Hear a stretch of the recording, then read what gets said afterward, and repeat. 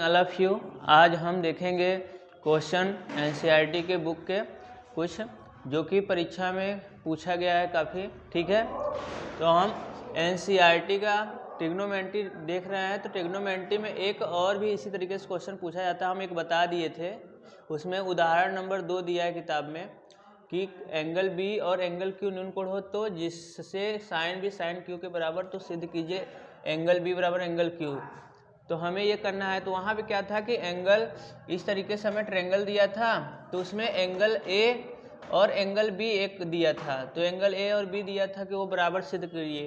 तो हम एक ही ट्रायंगल से उसे सिद्ध कर दिए थे, लेकिन इसमें एंगल बी और क्यू बोला है। तो इसका मतलब कि ए बी सी क्रम से आएगा, तो ए बी सी एक अलग ट्रायंगल बन गया, और क्यू की बात कर रहे थे पी क्यू आर एक अलग ट्रायंगल बन गया था। हमने इस ट्रायंगल एक दो बना लिए अलग अलग, एक इस तरीके से एक इस तरीके से। तो यहाँ पर हम चाहे बी लिख दें चाहे यहाँ, तो ऐसे ही इसको भी लिखना पड़ेगा।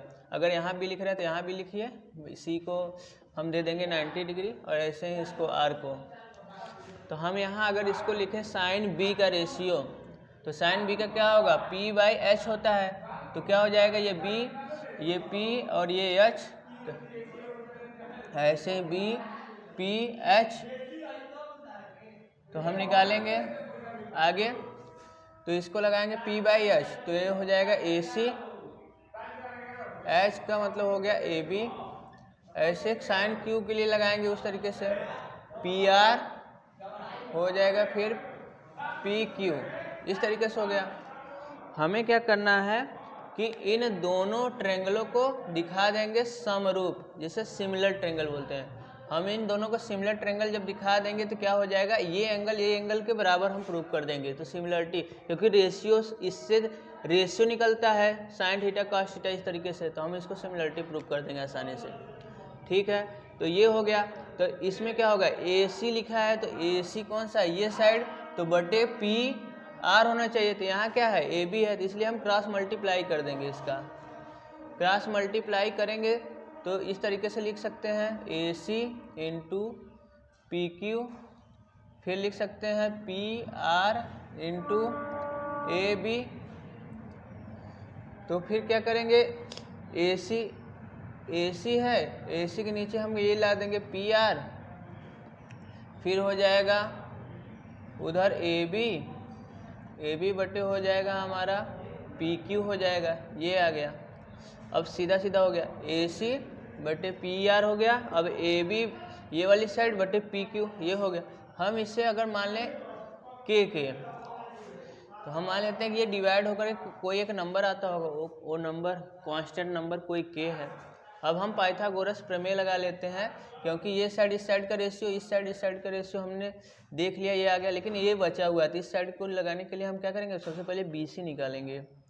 तो जब बी सी निकालेंगे तो रूट में क्या करेंगे, बड़ी साइड माइनस छोटी साइड कर देंगे, तो ए बी माइनस ए सी का स्क्वायर। इसी तरीके से हम क्यू आर निकालेंगे जब, तो क्या हो जाएगा, P Q square minus P R square, ये आ गए। तो ये बी यहाँ का भी, ये दोनों आ गए। अब इनको क्या करेंगे, हम डिवाइड कर लेंगे। तो बी सी हो गया क्यू आर, डिवाइड करेंगे तो रूट में हो जाएगा A B square A C square, फिर ये हो जाएगा।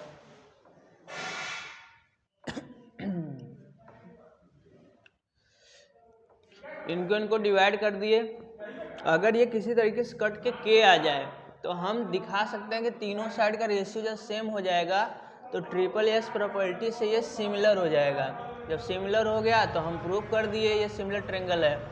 तो हम लिखेंगे, अगर यहाँ से ए बी की वैल्यू अगर निकालें तो ए बी कितना आएगा, समीकरण 1 से अगर निकालना चाहे तो ए बी की वैल्यू इधर हम पी क्यू को भेजेंगे तो के इंटू पी क्यू हो जाएगा।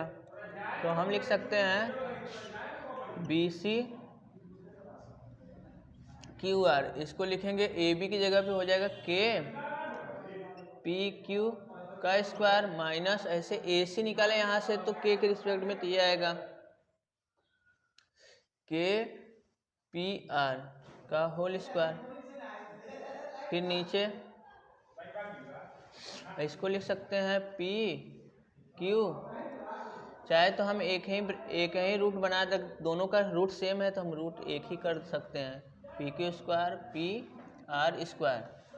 अब क्या करेंगे, इन दोनों में से हम अगर के स्क्वायर कॉमन ले लें, क्योंकि यहाँ भी के स्क्वायर आएगा, के स्क्वायर यहाँ, तो बचेगा ब्रैकेट में पी क्यू का स्क्वायर माइनस पी आर का स्क्वायर, नीचे आ जाएगा पी क्यू का स्क्वायर माइनस पी आर का स्क्वायर। ये दोनों कट जाएंगे। अब के स्क्वायर जब बाहर आएगा तो एक के निकलेगा बन के, तो बी सी बटे क्यू आर बराबर हो जाएगा के।